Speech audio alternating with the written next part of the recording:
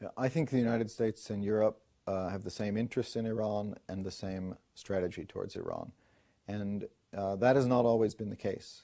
In years past, Americans and Europeans had diverging views about the best way to deal with Iran. I think they are now convergent. We have all come to realize that Iran has yet to satisfy the international community, the UN Security Council, the International Atomic Energy Agency, that it is not pursuing a nuclear weapons program. I think Americans have been convinced of that for some time, and I think Europeans are increasingly convinced of it. One of the insights of the Obama administration, one of the initiatives, was to demonstrate as conclusively as possible that we were prepared to engage Iran, that if there was a problem in Iran's failure to convince the international community of its peaceful intentions, we, the United States, were not the cause of that problem. The United States has been willing to engage Iran, as Europeans have wanted us to do for a number of years.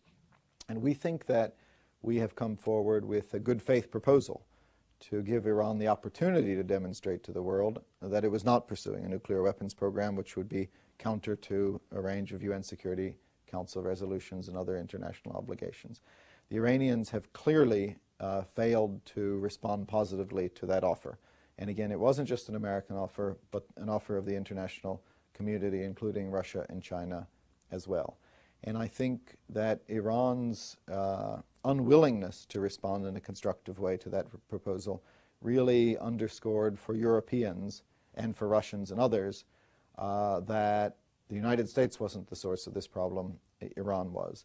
And so Europeans agree with the United States. President Obama said all during the course of 2009 that we wanted to engage and we want a diplomatic solution to the problem.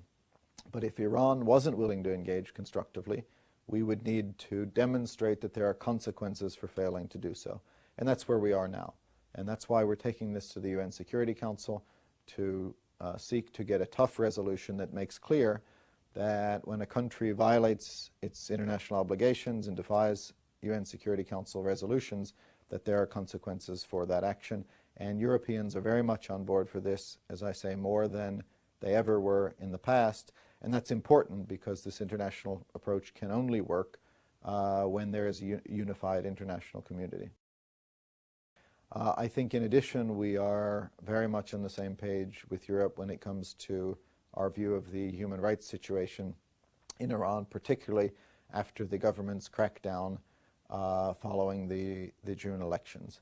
Whatever you think of the result of that election, it's impossible from a distance to specifically say how free and fair it was.